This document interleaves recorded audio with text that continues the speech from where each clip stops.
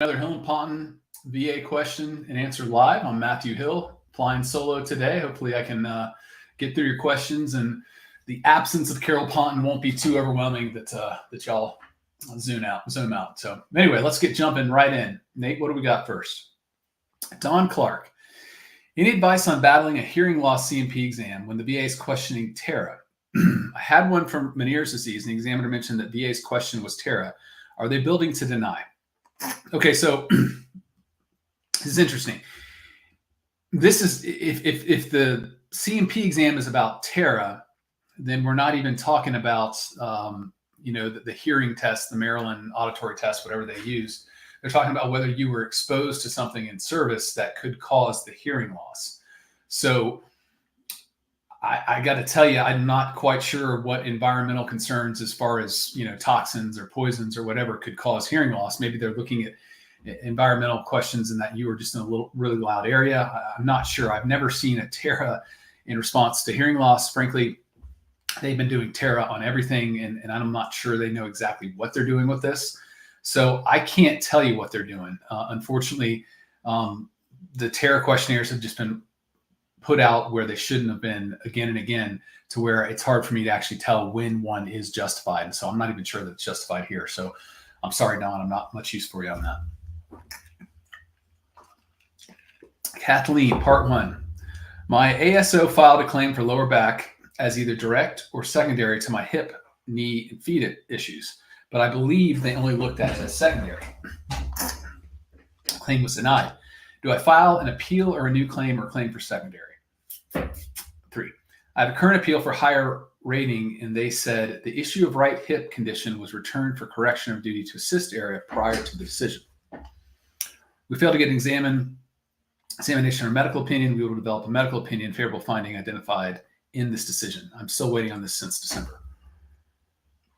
Should I wait to file an appeal on my back? I would not wait to file an appeal. I would not file a supplemental claim here. I would file a higher level review and say that there was a duty to assist in fully developing the claim. The failure here was they have a duty to fully develop a claim from any legal angle. Okay, so you could just say, I think this is related to my back's related to my knee. Well, that doesn't matter. They got to see, is it related primary to service? Is it related to one of your other orthopedic issues? They have to look at everything. Just because you didn't say the magic words, hey, I think this is only secondary, or hey, I think this is a direct service connection, doesn't let them off the hook. So you need to write them and say, this is a failure to duty to assist to fully develop my claim of all legal avenues, all possibilities to grant service connection. Larry, for knee pain, the knee and lower leg DBQ looks pretty involved. Is it worth getting a private doc to fill it out, or will the VA do their own exam and fill it out anyway? The VA is always going to do their own exam. I say always, I'd say 95% of the time. I love to have a private doctor's exam, but I like to wait. I like to let the VA get their exam first. And then if the exam is wrong, then go pay a doctor to not only give a correct exam, but also comment on the VA's exam and speak to why it is inaccurate or incomplete. John Johnson, what to do after higher level review? Denied plus planus. Okay, so what you need to do is look at that decision and look at the first decision upon which you were denied. Look and see what were the favorable findings. What did they say you had? Did they say you had that diagnosis? Did they say something happened in service? You were carrying a heavy rucksack every day, 12 hours a day, or there's some injury that hurts your feet. You need to see what they do say, and then either explicitly what they say you don't have, or implicitly what's missing. Is the picture I just painted was a favorable finding of both what happened in service and a current diagnosis. And then is there a nexus? Is there a link between the two? You want to look and see what is missing. And then you're going to take a supplemental claim with the developed evidence of what was missing, be it a nexus statement, be it a current diagnosis, be it information about what happened in service, and you're going to submit that. That is what I would do. Another avenue here is to go to the Board of Veterans Appeals. You can do 3 avenues there. 1, ask for a hearing. 2, second lane is submit evidence within 90 days. And third lane is to just go a direct appeal with no new evidence. I think in this case, you might want to fully develop your case first to see if you can win at the regional office. And hopefully that would be a grant that takes place more quickly than the Board of Veterans Appeals. Another step. Good to see you. I have a claim for IBS. There are new IBS regulations effective in May. I have an intent to file in place, but now plan to wait until the end of May to finalize my claim. So the VA will consider me under the current IBS reg lines and the new ones.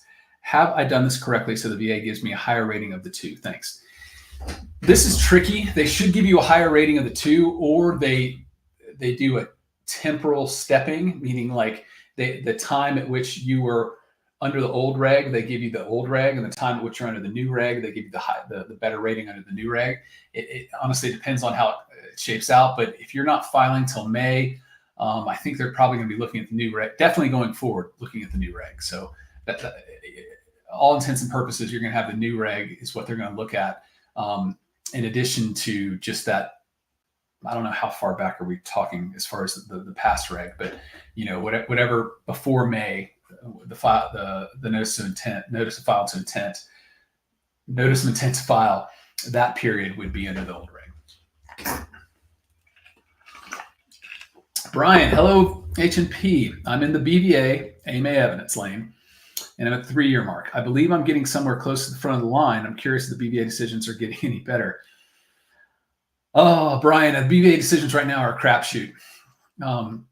We've seen some really good detailed decisions on tough issues where the BVA is really looking at the issue and getting through the more nuanced parts. We've seen others that are just, to put it kindly, a train wreck. Just they don't look at the evidence. They don't know the law. They're giving they're ignoring evidence, or they're ignoring law. So it unfortunately depends on who you get. There are a lot of new BVA judges who I don't think are as seasoned as the older judges and are probably a little more prone to make mistakes. Unfortunately, it's a crapshoot, but hopefully you get your decision quickly, and at least when you get the decision, you can decide, what are you doing there? Hopefully it's a grant. If not, do you appeal to the Veterans Court? Do you file a supplemental claim? But just something to get you in motion, because we've been waiting like you on these evidence cases 3-4 years, and it's nice to see they're finally coming to fruition. Richard Unknown. I filed for an increase in PTSD in May 2023. I was seeking to go 70 to 100%. In February 24, they denied it. I filed a higher level review with an informal conference to contest the rating. The first issue I observed in the decision letter was not any of my evidence was used or possibly lost, not for the first time they lost my evidence. The second issue is they completely disregarded my therapist's 16-page evaluation and my wife's letter that spelled out all the symptoms and how severe they were. The rater seemed to only use CMP exam. The CMP exam was a joke. The examiner spent nearly an hour talking about colon cancer screening with me. With all that said, when I talked to the HLR, as a way to get a new CMP exam and for the reviewer to use my therapist's evaluation for me and my wife's letter. Okay, great. It's a great question, Richard. First of all, let me say, I love how prepared you are. I love how you went out and developed your evidence. Wife's letter, super important in cases like this, okay? Mental health is something that can be observed close and personally. You have somebody in the day-to-day life seeing that. If she's talking about your symptoms, she's talking about how you act with her, with other people, that's wonderful.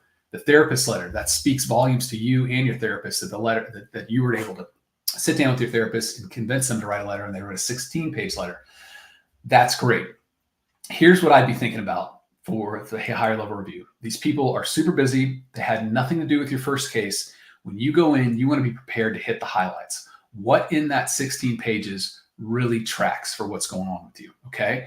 And the important thing here is you're already at 70. So we don't want to be discussing symptoms that are 70%. We want to look in that letter and compare it to the diagnostic code for 100%. And I want you to figure out where in that diagnostic code of 100% we see signs of, symptoms of in the letter from both your wife and the therapist. And I want you to point those out. We need to be realistic and think that there's no way that this higher level review person is going to read all 16 pages and be extremely detailed. So we need to keep on going, doing what you're doing. And again, I love it. You are putting, knowledge is power. You're developing the evidence. You need to take that letter and say, sir, please turn to page 4. First of all, make sure they have a copy of the letter. Let's say, look, on page 4, you got this. On page 8, you got that. This is my symptoms. And you're basically in the background looking at the 100% rating and figuring out what tracks, what is, do you have an inability to remember names? Are you not bathing often? Are you, homicidal or suicidal all the time? You want to look and see what of those symptoms you have and what the doctor spoke to and what your wife spoke to, and you want to highlight those. That's how we win, hopefully.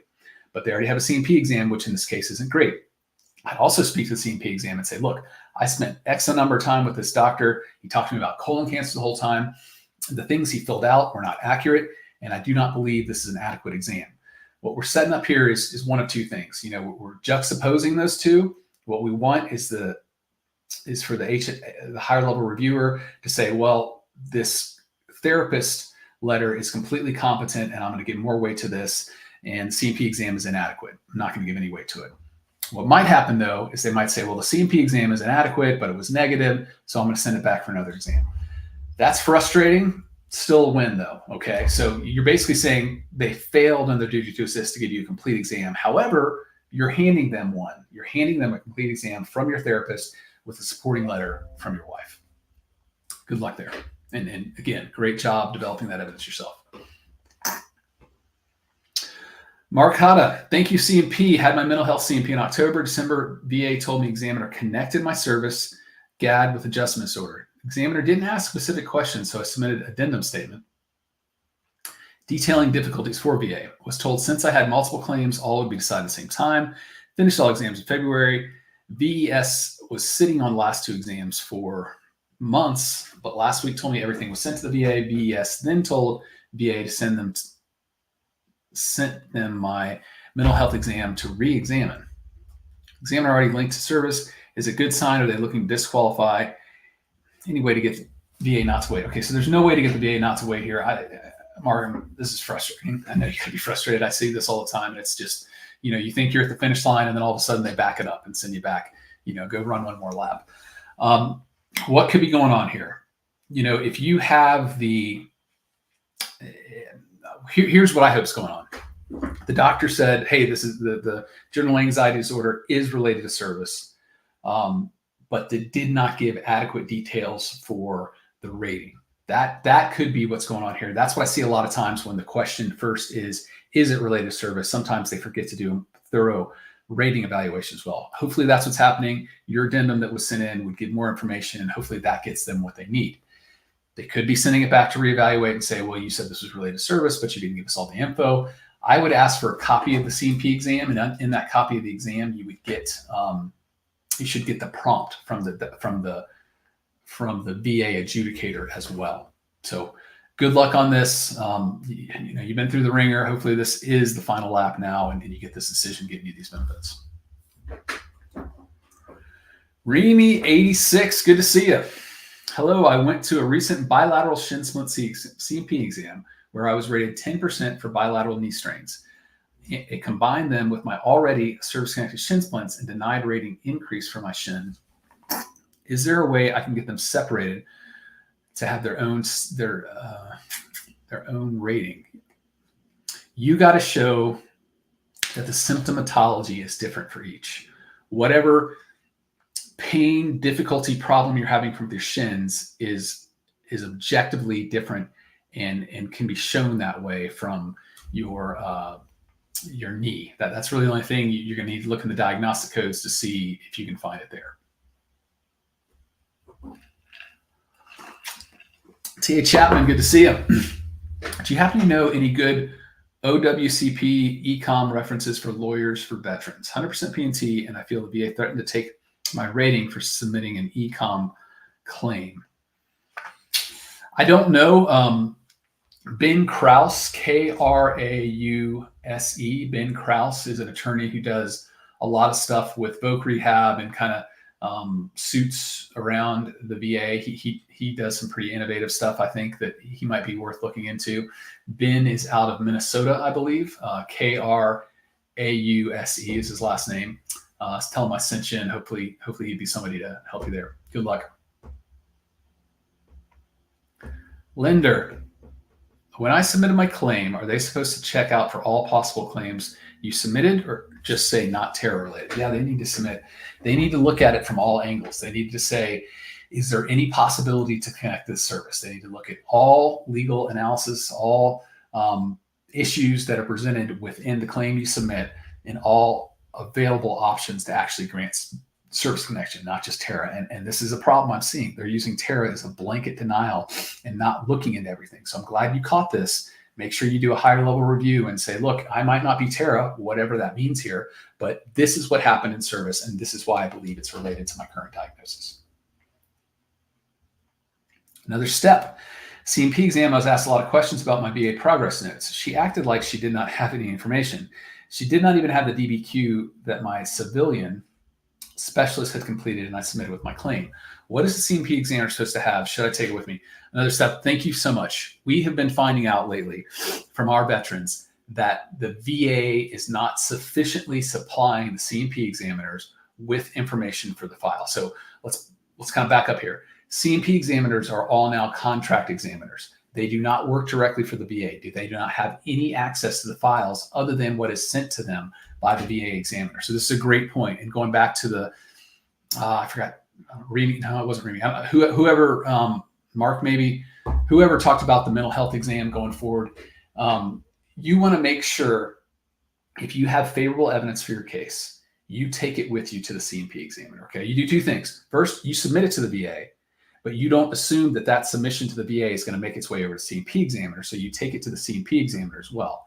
Same thing with whatever you give the CMP examiner, that's not going to get in your file. So you need to submit it to the VA and then take it with you to the CMP exam and just lay it out. Say, hey, doc, here's a 5-page document from my doctor talking about why it's service connected. Let's flip to page 4, and this is his analysis. You just want, basically, you want to help them help you. You want to tee it up so that they can just give you the benefits based on what is already there, okay? But this is a great point.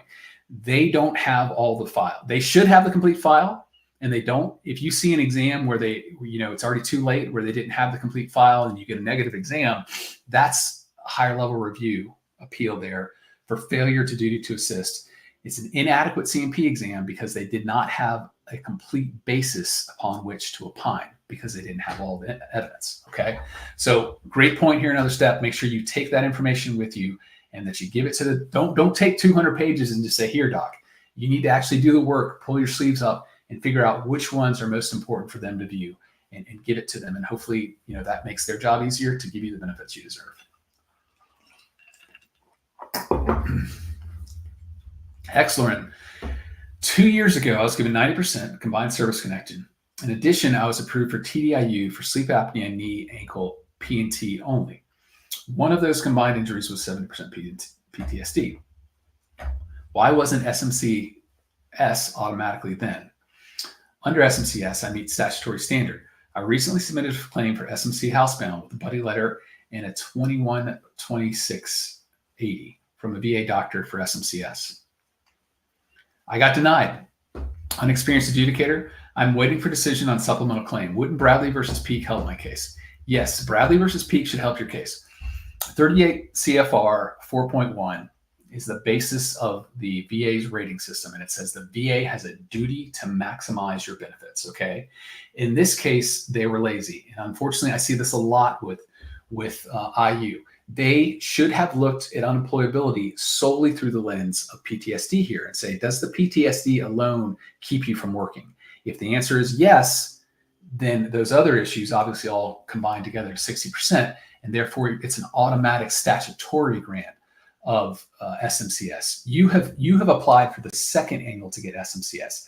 Housebound is the same statutory rating, but to show housebound, you have to show that basically you cannot leave your house other than fundamental needs of yours, going to the doctor, going to the grocery store, picking up your kids. So there's a higher standard there. You have, frankly, a straight mathematics standard, but to do that, you need to say, VA, I need you to reevaluate me to see if my unemployability should be granted only for the PTSD. If that's the case, then you get SMCs. And honestly, I would argue it all the way back to I'm not sure what the date was, but whatever date you had that it was granted IU there. So you're mixing and matching here a little bit. You want it based solely on PTSD being 100% through IU, okay? That's what you need to argue for. Submitting that form for housebound, that's another angle. I mean, maybe you meet that. Maybe you don't leave the house. Maybe you're, someone who just can't go out and be in public. If that's the case, great. But that's a higher standard that, frankly, you don't need to meet here because you should have it through the other one if they had done their job to rate the PTSD alone at 100% through IU. And by the way, phenomenal. I love it. I love seeing you guys here know not only what's going on with your ratings, but picking up the case law. Bradley, I mean, I got to tell you, there's unfortunately not that many adjudicators out there who probably know that case, but kudos to you for understanding that to win your case, you need to be pushing this forward yourself, understanding what's going on. Great job there. Richard, hi. In 2021, I retired from my job at Sheriff's Department in South Florida and went into the FRS drop. After 3 months, I had to get out of the drop due to my service-connected disabilities. I was going to do 5 years. Can I file for TDIU? My service-connected disabilities are COPD, depression. Do we not have the rest of that? Yes, of course. Yes. I mean, if that kept you from working, if that had you drop out of the system, please file right away. Daryl Dog D, any updates about pending Haskell decision for TBI? I have not seen any updates. I don't know what's going on there. Unfortunately, with these court decisions from the Veterans Court, I've seen them take 3 months, and I've seen them. I just had a case that was argued, LaBruza last year that we had for unemployability, and it took them 10 months to get out a panel decision. So it just depends. I don't frankly see what the rhyme or reason is. Some of them take a lot longer than others. So, I don't know. Hopefully 3 months is what I'd say. Angry Panda 315 filed higher level review on non-presumptive Tera that had a queue of removing favorable findings from prior decisions and developing a Tera memo with each supplemental claim ×3, each with different results. After IC withdrew, duty to assist errors were found. Only development request was to obtain private medical records they already have. Advice? Yeah, the duty to assist errors don't cover the Q finding there. So they're keeping that Q finding. I think you're going to have to wait till the next higher level review, or maybe on a supplemental claim, to then argue that the Q findings they had were in error, that you should have received those favorable findings that were initially granted to you. So, this is one of those remands or, duty to assist errors that really don't help you out. Unfortunately, it just keeps the case going on longer. So you need to not be distracted by that, but then focus on the Q once you get it back to the adjudicator. Good luck on that. Thrish1, filed claim for genetic blood condition in June 22. CMP done December 22. The examiner said condition was service connected because of manifest in service. Okay. January 23, VA referred claim for no medical opinion. Can the VA simply ignore their own examiner? It's currently on supplemental review. No, they can't. VA denied claim because it was a generic condition. Requested higher level review, which referred claim back to the RO for duty assist error. VA closed the claim because there are no new evidence. This is the VA simply ignore their own VES-CP examiner, which agreed with my doctor. It's currently under supplemental review. No, they can't. They can always send it out for another opinion, which you can't stop them from doing, but they can't just ignore it. I would submit the two of those to, again, as evidence, even though it's evidence they already have, and just say the only evidence of file shows favorable evidence that should result in a grant of service connection for me. Jim, 26 years continuous TDIU P&T. My 100% P&T compensation rating protected, or does the protection only apply to my service connected rating 80% in regards to the 20-year rule? Okay. If you've had TDIU for 20 years, that is protected. If you've only had 80% for 20 years and TDIU is tacked on later, you still need to go 20 years from the date of the IU.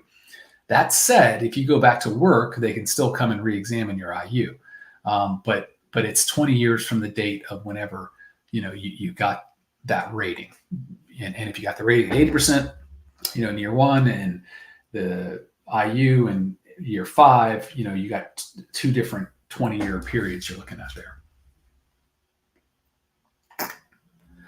Joseph, I realize the BVA used the effective date for back pay, but will the BVA use a rating code sheet to determine back pay for appeals on docket? Thank you for all that you do for veterans. Will they use a rating code sheet to determine back pay for appeals on docket? I'm not quite sure on this. If you have appeals that are at the regional office and the BVA, anything they look at that's at the board, they're going to look at the code sheet to figure out what the rating should be. And they go back to the date of the claim, not the date that it was first granted, whatever that disability was, but the date that this claim was filed. Ray, could the VA look at my mental health claim to rate it higher if the decision originally came within 1 year of the appeal window? Yes. Wayne, if 12 miles offshore is considered exposure to Agent Orange, why is 6 miles boots on the ground from Korea DMZ not exposed? So it's not that it's not exposed. The problem here is the presumptions, where the presumptions lie. They give you a presumption if you're on a boat 6 miles offshore. They don't necessarily give you a presumption if you're outside the DMZ. That doesn't mean you don't win. We win a lot of these cases because what we've done is gone and dig up records of different bases, different sites that Agent Orange was used. We get buddy statements. So you're going to have to dig in on this one, okay? They're not going to give you the presumption, but that doesn't mean you don't win. It just means you got to fight a little harder. John, thanks, Helen Ponton, for assisting me get from 30 to 100% PNT. What ANA with ANA as well as 9 months? Awaiting caregivers board and Social Security is 50% complete. Submitted VA letter as well. Great news, John. I'm glad to hear that. I got to say 9 months is a hell of a turnaround. It's not always that we're able to get that quick a turnaround, but I'm glad that not only you got 100%, but you got the PNT, which to me is critical. Great for you there, and I hope you can sail on the sunset and not worry about this VA stuff anymore. Harris, a veteran friend just passed away yesterday. I'm sorry to hear that. He was 0% and had just filed for benefits and was scheduled for CMPs tomorrow. The examiner was notified today that the veteran was immobile and decided to do an ACE exam to accommodate the veteran. Does the claim process continue on full adjudication since the veteran passed? What should the spouse do? Can she file for DIC benefits if the ACE exam ends and service connection rating and the veteran died from disability that was service connected? Yes, she can file a notice of substitute and start the claim both for those past due benefits, which I think, if I read this correctly, are not going to be but maybe a month, and then file for ongoing DIC benefits, which basically means she would have to show that whatever that issue is service connected, and that issue, the service connected issue, was what caused or contributed to his death. Obi-Wan Kenobi, good to see you. I was rated 0% for sinusitis, call for presumptive. I informed the examiner that I have more than 6 non-incapacitating episodes a year. This would be a rating 30%. If I appeal, how do I prove it? Well, you appeal it and you tell the adjudicator, say, look, I told the doctor this is what I suffer. You are competent to give that testimony. That evidence is competent for you to give. So you need to say, I told the doctor this. I don't see where it was in the CMP exam, and I don't see why he determined anything else. I mean, if the doctor says you were lying and has some reason for your lying, okay, maybe they got you there. But from what you're saying, you told him, and he probably nodded his head and then just wrote down something else. That's not an adequate CMP exam. If you gave him that information and he did nothing with it, the exam is not adequate. If you gave him the information and he did something with it, say, well, the veteran said this, but he doesn't understand what a non-incapacitating episode is, then maybe he gets you. But I doubt he did that. I doubt he was that thorough. So bring it up, say, this is what I told him. This is not reflected on the CMP exam. Therefore, it's an inadequate exam. Natural Builder, does VA have to respond to a 4158 within a certain time frame? All the time frames, all the deadlines are on you, my friend. The veteran bears the burdens of time frames. The VA has carte blanche when it comes to this. I mean, we've all seen this as far as how long they take on appeals, how long they take to respond to claims. Unfortunately, there's no way to hold them to that. Quick zone camping. Is it a clear and unmistakable error if I have service treatment record showing a head injury and migraines? I finally got diagnosed with vertigo, and ENT doc says migraines impact my vertigo badly. But VBA said there's no service connection. Okay, so let's go to let's map this, okay? We need three things for direct service connection. Something happened in service, a current diagnosis, and then a nexus, a link between those two, okay? So we have right now the service treatment record showing something happened in service. We have a current diagnosis of migraines. What I see missing here is the nexus between the two, a doctor's statement saying what happened in service caused these migraines as likely as not. So this is not Q. This is a claim that you still need to develop more probably. They probably sent it to a CMP exam and the exam came back negative. So you need to go out and develop evidence of it being associated, of there being a positive nexus. And what you need to do that is to get hopefully your ENT or some other doctor to give you a statement to that effect. Smoke and chuck coins. How about that? I have submitted some claims and asked about Nexus letters from all the DOs involved in the claims. Not one of them have heard of a Nexus letter, and once explained, they said it wasn't needed. They said they just need to read my medical record to retrieve the info for my claim. I just had my ACE exam for my severe sleep apnea and consult through QTC, neither of which received my sleep study results from the VA, who I listed when I filed the claim. I have another ACE exam through QTC telehealth on the 29th for my major depressive disorder. If this goes the same way, how am I supposed to have to trust the system that I'll get a fair shake on a rating? I may need you guys to help me in the near future. Went through 2 times already in this past for my back and hearing and tinnitus. Both of those claims took 2 years each from jumping through hoops and fighting with the VA. I waited now for over 5 years to start this process again because of stress and stuff to deal with. Smoke and chuck coins. I'm sorry. I see your frustration. They've been putting you through the ringer here. Let's go back to the second part. I just want to make sure I get all the questions here. And the next one. Okay, so the fact that they don't have your records bothers me. This is kind of what we were speaking of before, in that the VA is not sending all the pertinent records to these examiners. So if they did not have the records, you need to file for a higher level review and say this was an inadequate exam because they didn't have all the records they needed for which to have a basis to opine on this. And it needs to be sent back, and they need to be sent all the records. Hopefully for the major depression, they have the records, but you need to look and see, was there something, did you have an outside doctor statement? Did you have VA records that really nailed this down and showed why it was related to service or how severe it was? You need to ask them, say, hey, do you have these records? If they don't, and it's a negative exam, again, you file that higher level review and say this was an inadequate exam because it didn't have all these statements. I'm sorry you've been through this.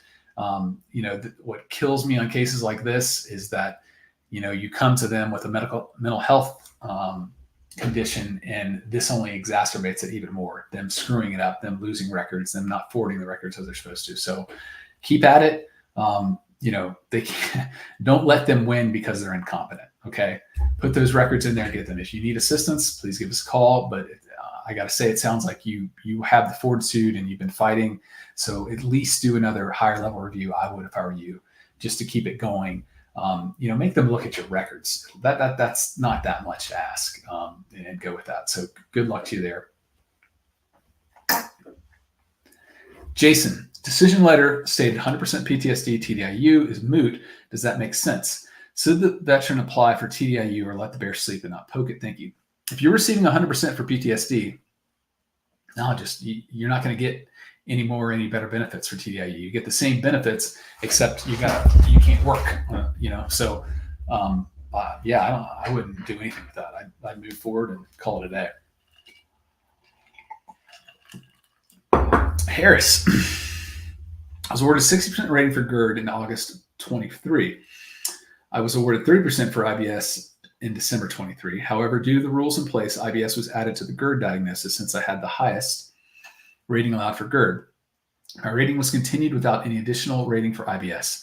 The new rules effective in May separate GERD and IBS into separate categories. Can I request additional 30% rating for IBS now be applied independent of GERD? If so, how do I accomplish that?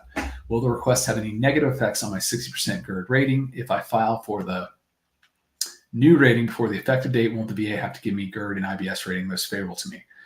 Will I be required to take new CMP exams on one or both? And within 1 year of the IBS rating with an appeal or request for increase. So they're not going to retroactively apply. Well, it's kind of complicated. They could retroactively apply the new rating scale if it's considered to be a liberalizing regulation up to 1 year. They're going to contend this is not a liberalizing regulation, but just a clarification or modification of their diagnostic codes. That's something that's probably going to have to be fought and taken to the court to see if it can go back a year prior to the date it starts in May. I would file that now. Frankly, your benefits aren't going to start until the following month that you file anyway, which would be May, which is when this new reg comes in. You still are going to have to show a separation of symptomatology, okay? They do have new diagnostic codes for each of these, but you still got to show how you meet that 30 for IBS and how that 30 is different from the 6 you're meeting from GERD. You reapply, they're going to look at both of those. So there's a chance they could say, oh, look, you're better now. Or, wow, you meet the 30% for IBS, but you no longer meet the 60% for GERD. So make sure you can distinguish for the CMP examiner in particular, what are the IBS symptoms that are the 30 and what's the GERD that's at 60 and how those are separate. Okay. Good luck to you. Again, I love the fact that you've been reading up on this. You've looked into this and figured out how you can maximize your benefits. VA, unfortunately, is not going to do this for you, but I love the fact that you're doing the research here. Mike Allen, can you receive a rating for both bacterial rhinitis, 10%, and vasomotor rhinitis, 30%? It doesn't seem to say I can't. One seems to focus on hypertrophy of the turbinates and the other on polyps.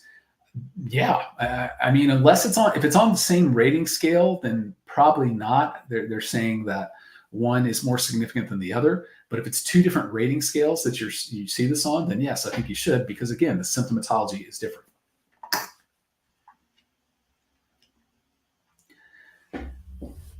Navari Nay, is CAR only for lawyers and representatives? I'm working on my own CAR on the 0995, or maybe that's it. It's not only for, so CAR is a, I can't remember, clear accuracy, something accuracy review. Can't quite remember what it stands for, but basically, if you get a decision and it's so egregious, they didn't look at a CMP exam, they didn't look at favorable evidence, or they just totally botched a rating, you can put CAR on the top of your 0995 if you do this within 30 days of receiving that decision. Say, I want a CAR, and then they should respond to you within 30 days. Basically, it's a way of pointing out an extreme error. We do not do this on everything. Frankly, we rarely do this, but we do it on cases where it's clear to us they didn't understand the law, they didn't look at all the evidence, or they misread the evidence. And you do get a pretty fast review in that, not just for attorneys. Sharon, my COPD claim was given a 0% rating. Is this the norm? I mean, that just depends on what not only frankly what your symptoms are, but what the symptoms that were noted in the CMP exam. So you need to make sure, get a copy of that CMP exam and make sure it accurately reflects all of your symptoms. I'd also go look at the diagnostic code. Nate, if you throw that up there on the chat, the diagnostic codes, find the one for COPD, and then do a review of that and see where you should fall according to your symptoms. Josh, is there any way to have my DBQs expedited with VES? How long does the examiner have to submit a DBQ? It is hard to get these things expedited. I mean, frankly, if you're homeless, if you have some extreme financial need, IRS is coming after you. If you're going to have your electricity cut off, you can ask the VA to expedite your claim, and then they can contact VES and try to get them to do that. I have not found a way to push the contractors to get them to turn stuff around quickly. Thomas, everyone always says you need to get IBS diagnosed. Can it be seen in the colonoscopy? Does SABO count as IBS? I don't know if SABO counts. I'm not a doctor. I don't think, in a colonoscopy, they might be able to see the inflammation, and that might lead to them diagnosing it. It's still a clinical diagnosis. It's not, it's not something that they test for and a test comes back positive or negative. It's something they're going to diagnose based on symptomatology, but they could see the inflammation there and might lead them to give that diagnosis. Happiness. VSO did a higher level review for husband's PACT asthma earlier effective date. which we did not approve because we also needed to add that he was prescribed cortisonal Pulmicort 2 times a day for 30%. Part 2, should we do a supplemental or have Dr. write a rebuttal or a CAR? I'm not sure that you have the evidence in here. If you have the evidence in here, meaning it's already in there and it just wasn't viewed correctly, I would do a higher level review on the 096 and then put a, ask for CAR there. Say, look, this was not reviewed. This is improper. Just look at this and you can grant it. And that's something I would say. You got to do it within 30 days of the decision, though. If you don't have the evidence in there, file a supplemental claim, get the evidence in there, and go from there. And happiness again. Also, can you please clarify what nasal obstruction means for allergic rhinitis? If the veteran's nose is so stuffed they can't breathe, is that obstruction? Wouldn't that make it difficult to work? Okay, so there's 2 things there. What the obstruction is, I think, frankly, you have to have a medical doctor speak to that. Honestly, if there's so much mucus or whatever is in there, it's causing a backup that you can't breathe, I would think that's obstruction.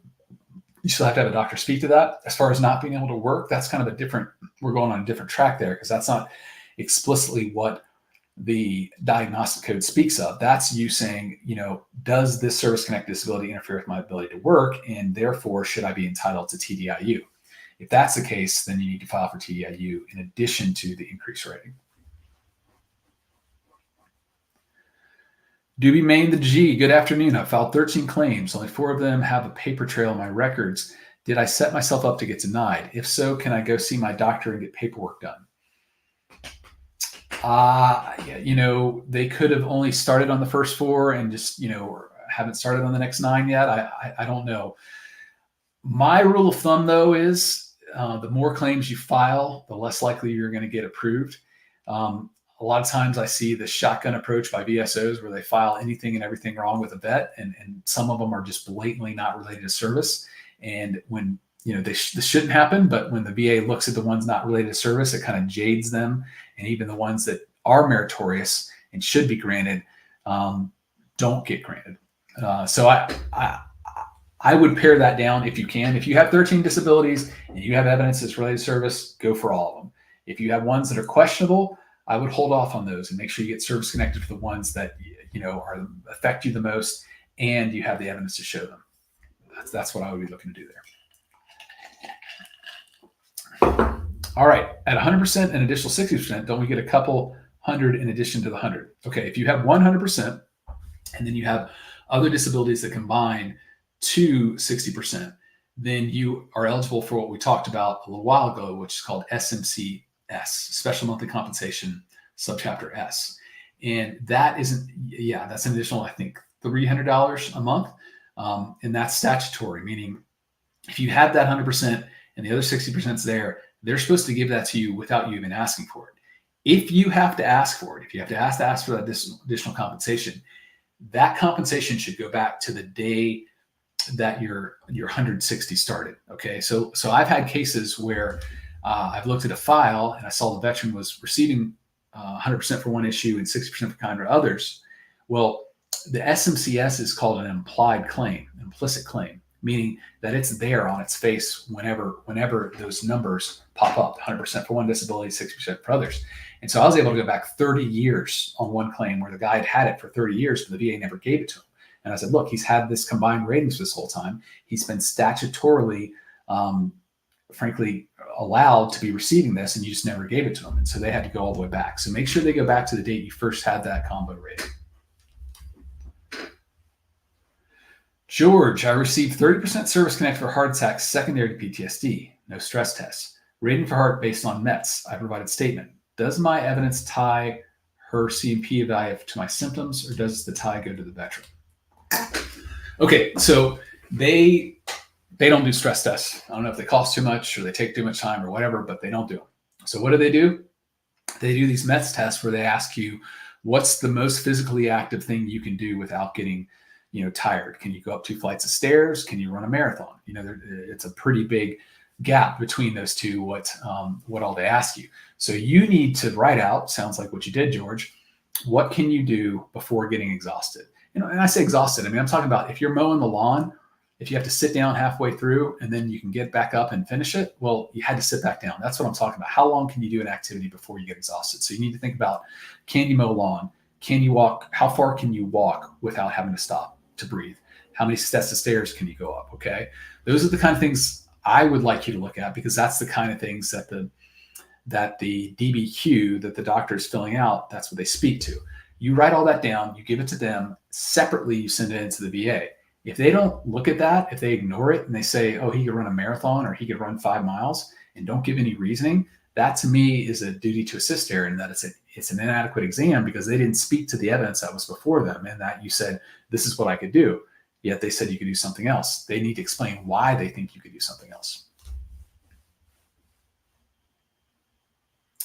And thank you. Your videos have helped me to help my husband get from 50 to 9% in 4 months. That's great. I'm so appreciative for everything you continue to do for veterans and their families. Well, I appreciate those words, Ann. We love what we do, and I'm glad to see that this is helping. Oasis 123. What material improvement is enough to reduce 100% P&T? What validates functions under the conditions of life? So this needs to be done. Let's say you go to CMP exam and you're having a wonderful day. Let's say this pertains to your back. And your back's not flaring up. It doesn't hurt. You can bend down. You can touch your toes. You can tie your shoes. No problem.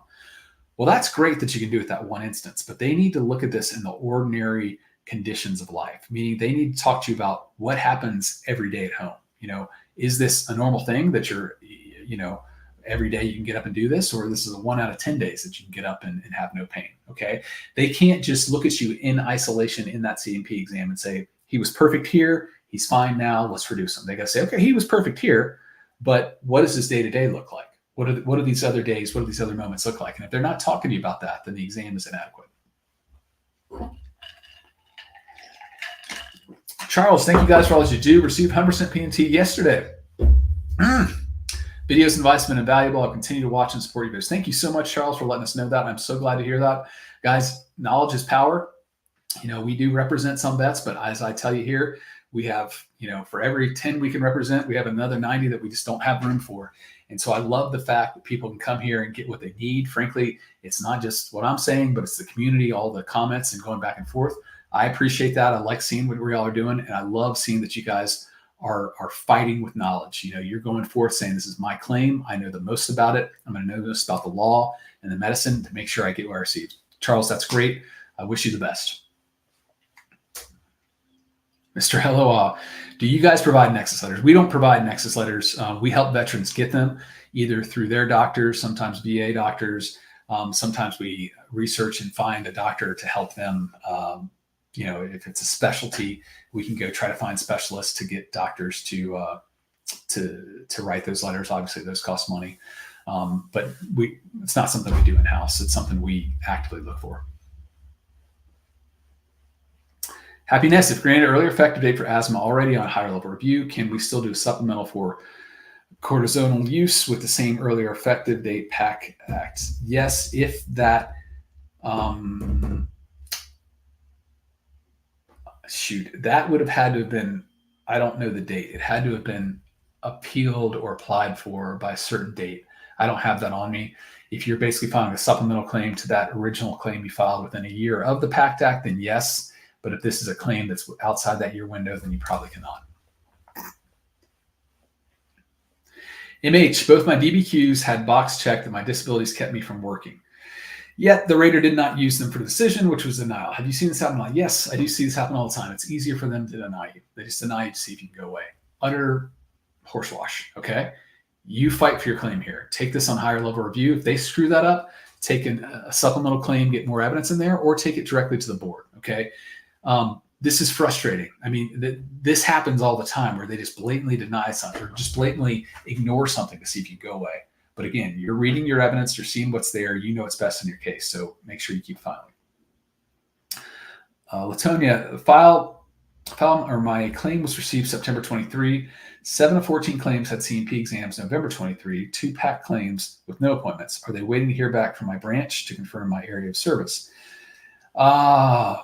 They could be. They could be trying to get your service records to verify that, or they're just looking to grant them and they're not going to, they're going to put them all together, meaning they're not going to grant, 7 here and then wait on 2 more, or grant 2 and wait on 7. So they're probably waiting to put it all out together. Do I have any idea when the new mental health rating will go into effect? I don't. I just know that it's been hotly contested. I've heard that they're still several months off, if not more. So I don't know exactly when it's going to go into effect, but I know this is one of the most contested, commented upon diagnostic code changes that they've ever had.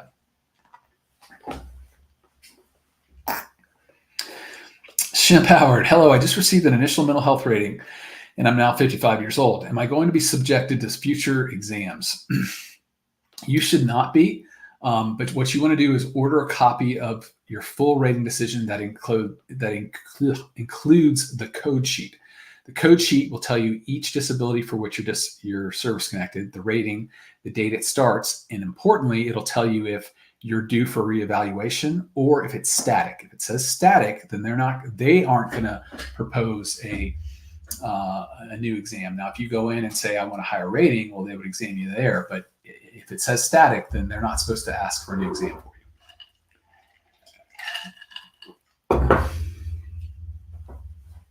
All right, Christopher, denied asthma in 2017, approved after PACT Act. Can I get a change in effective date prior to the change in law? No, because the change in law was due to a change to presumptive, whereas before you were asking for direct service connection. So if that claim died in 2017 and you did not appeal, then you can't get it to go back to them. And if it's still on appeal, you can get it to go back to them, but you have to show through direct service connection that's related. Frank and Melissa Wheeler, how long are higher level review exams taking these days? Okay, so there's no such thing as a higher level exam. There's a higher level review decision, which is done by a DRO or some other decision maker, and then there's CMP exams. So higher level reviews should take place within 3 months. That being said, the VA is getting quite backed up. We still see 3 months sometimes, but a lot of times we can see 6, 8, 9 months. We've got a couple of cases that have been waiting a year. So unfortunately, it's all relative.